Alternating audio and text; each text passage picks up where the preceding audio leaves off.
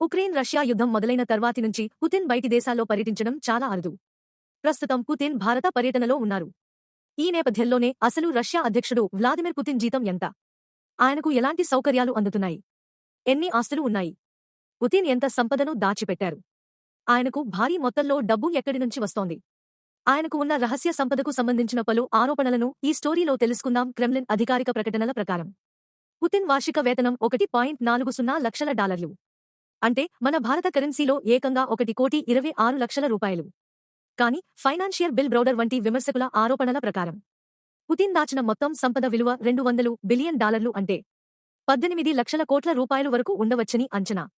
ఈ రహస్య సంపదను రష్యాలోని ధనిక వ్యాపారవేత్తల నుంచి పుతిన్ బలవంతంగా వాటాల రూపంలో తీసుకోవడం ద్వారా కూడబెట్టినట్లు తెలుస్తోంది.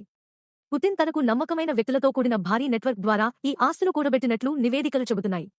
ఈ సంపదలో $1 బిలియన్ అంటే ₹9,000 కోట్ల విలువైన బ్లాక్ సీ ప్యాలెస్, విలాసవంతమైన యాచ్లు ఉన్నట్లు సమాచారం. అయితే రష్యా అధ్యక్ష భవనం క్రెమ్లిన్ మాత్రం ఎప్పుడూ పుతిన్ను నిరాడంబరమైన నేతగా చెబుతుంది. కానీ విచారణ అధికారుల అంచనాలు మాత్రం వాటికి భిన్నంగా ఉన్నాయి.